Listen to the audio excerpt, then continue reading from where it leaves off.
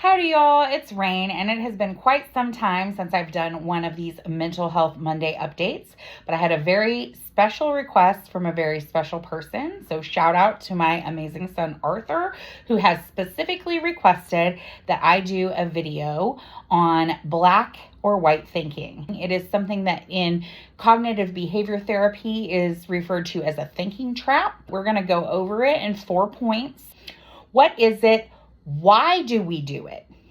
What are the causes of it? What are the effects of it? And of course, finally, and most importantly, how can we challenge this way of thinking? So black or white thinking is also referred to as all or nothing thinking, or also known as dichotomist thinking. According to WebMD, it's a cognitive distortion where individuals view situations, people, or concepts in strict, absolute terms.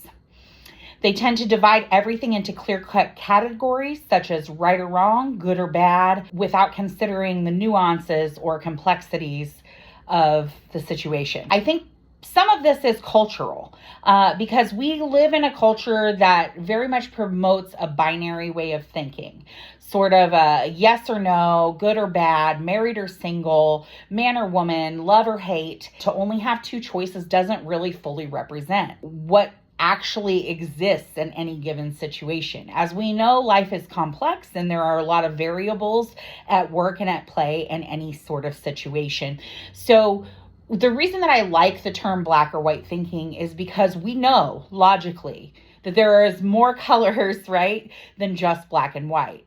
You could go grayscale and look at it like a spectrum, as most things are a spectrum of some sort, but it's even bigger than that. We also know that there are, colors, we've got red, yellow, we've got a whole rainbow of possibilities in most situations. For those of you who are like me, we also can be doing this because of our neurodivergencies.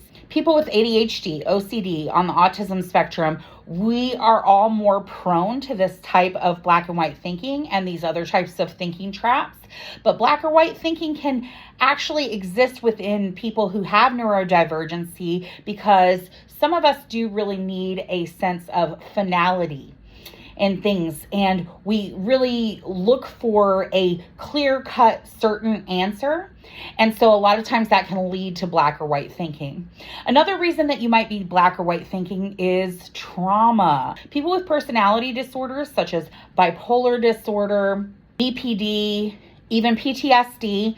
Also, if you have narcissistic personality disorder, we know that that also comes from trauma, but it is a distorted way of thinking and where you sort of view yourself as infallible and perfect. So it is still black or white thinking. It's just kind of in an opposite direction than what a lot of us do experience. So we have something called hypervigilance, where we're afraid of the future, and sometimes that can lead down roads of thinking of things in a black or white way as we try to protect ourselves. So how does this dichotomous thinking affect us?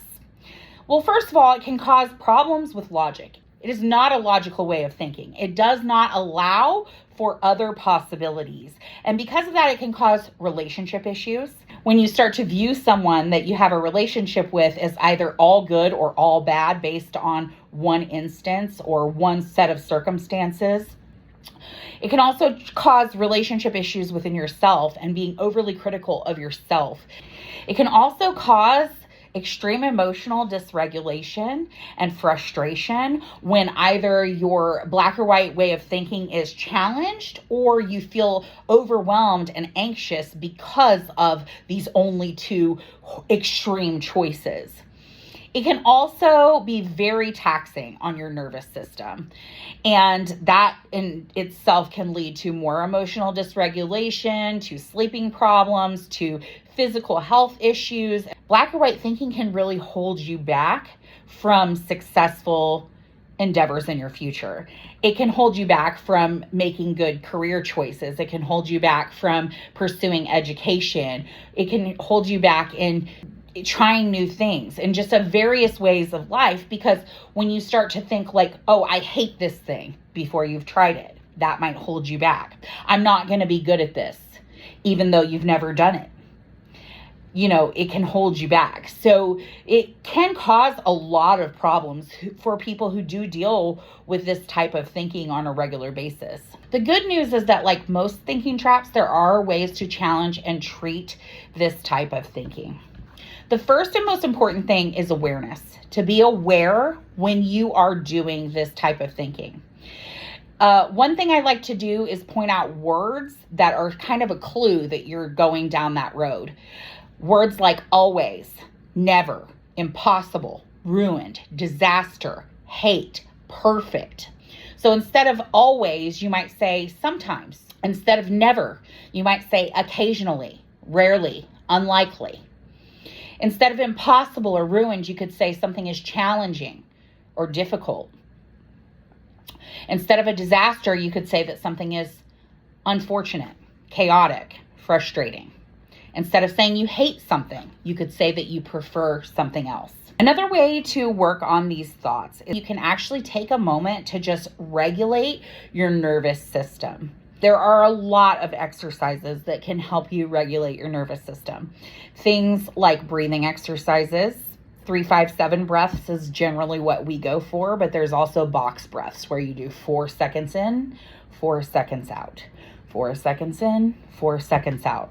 Guided meditations, great for your nervous system. Doing things like body scans, and you can also do these body scans in conjunction with things like tapping exercises. So if you notice that when your nervous system is starting to feel taxed or you're starting to feel emotionally dysregulated, notice where in your body you feel that. Do you feel it in your shoulders? Well, you can tap your shoulders and beat or time. Listening to calming music or other soundscapes, also very good. Even playing Tetris has been shown in studies to be able to help you regulate your nervous system.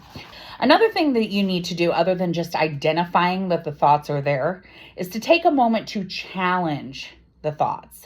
Make a list of other possibilities. For example, if you start thinking something negative, like I'm never going to get into college, you could start thinking of other possibilities. Perhaps I go to trade school. Perhaps a community college or a gap year to figure out what I want to do is okay. Because the thing is, never going to get into college, you don't actually know that. One of my black or white thinking things that I do is I repeat this sort of phrase to myself that, like, you ruined everything. Well, that's absolutely just not true. But when you're in that moment, it can feel true. And so one of the things that I like to do is a specific negative, a specific positive. So for example, you ruin everything. Well, maybe I'm thinking this because the dinner I made didn't work out. Okay, so the specific negative, my dinner didn't turn out good. Specific positive, but I made a delicious dish last week that everyone loved. Another way to challenge these thoughts is to think about it on this level. Is the thought helpful? Is it true? Is it kind? If any of those answers are no, then it's probably not a healthy thought to be having. Is it helpful? Is this helping you to think that you ruined everything, to think that you're never going to get in college? No, it's probably causing you distress. Is it true? Ruined everything, definitely not true. Is it kind? Being kind to yourself and others and being less critical of the people around you and of yourself is a very important way of challenging this type of thought.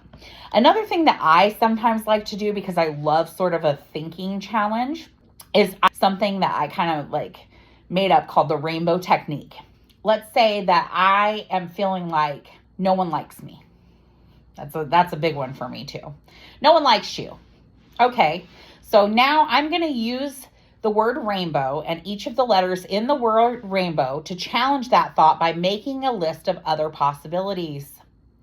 So R, Ryan messaged me. Maybe Ryan likes me. A, after my last video, someone paid me a compliment. Okay, I'm a good person. I know that to be true. N, not everyone needs to like me. Okay. B, because I am an authentic person, Not everyone is going to like me. Okay. Oh, of course, I have friends and loved ones in my family who do like and care about me. W, what if I like me? Another way that you can challenge this is to say, what would I say to a friend? To a friend, I would be kind and patient. To a friend, I would say, no, people like you. To a friend, I would say, that wasn't your best dinner, but you know what? That lunch you made yourself yesterday was bomb. Good job. So treat yourself like a friend. Also, be kind to yourself and patient with yourself, remembering that these types of thinking traps do not change overnight. It takes a lot of practice and repeated use of your tools in order to change these ways of thinking.